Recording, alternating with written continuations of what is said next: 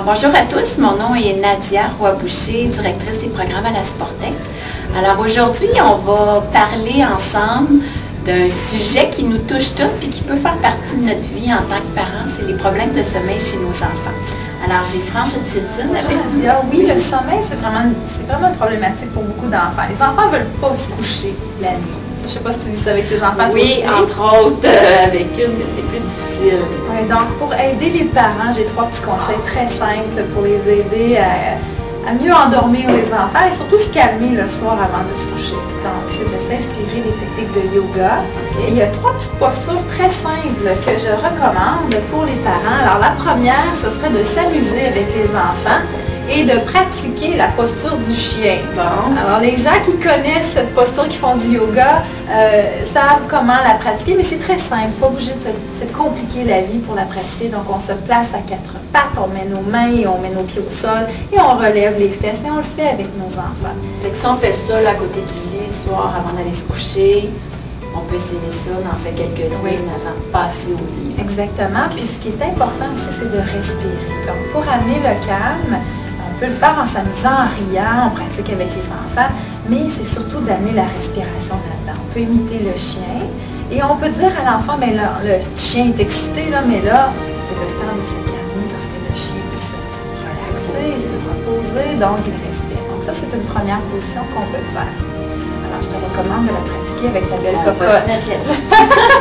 L'autre, c'est la position du chat. Donc, le chien se transforme en chat et on fait des mouvements au niveau. Donc, on arque le dos et on arrondit le dos tout en relevant la tête. Donc, on imite le chat. Ça, à la limite, on peut même faire ça dans le lit. Exactement. Télé le soir.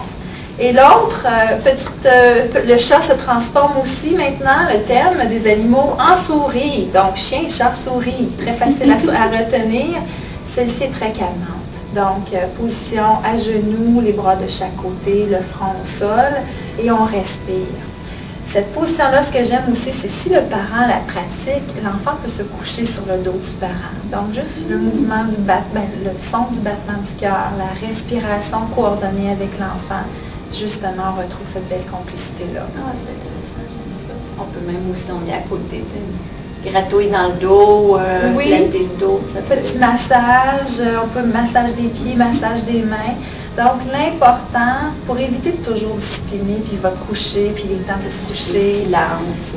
Ouais, donc, de le faire un peu plus dans un moment qui est en même temps agréable, puis à un moment donné, on se crée un petit rituel ensemble.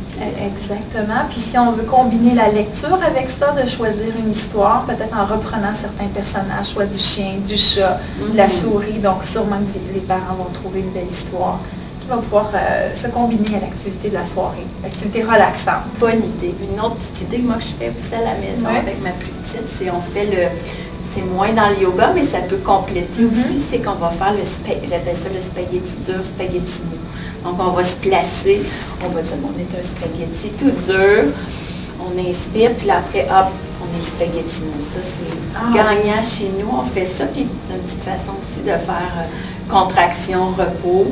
Oui, d'amener la détente musculaire. Oui. Hein? Donc, je vous recommande, chers parents, de pratiquer avec les enfants. Faites-vous une belle routine zen.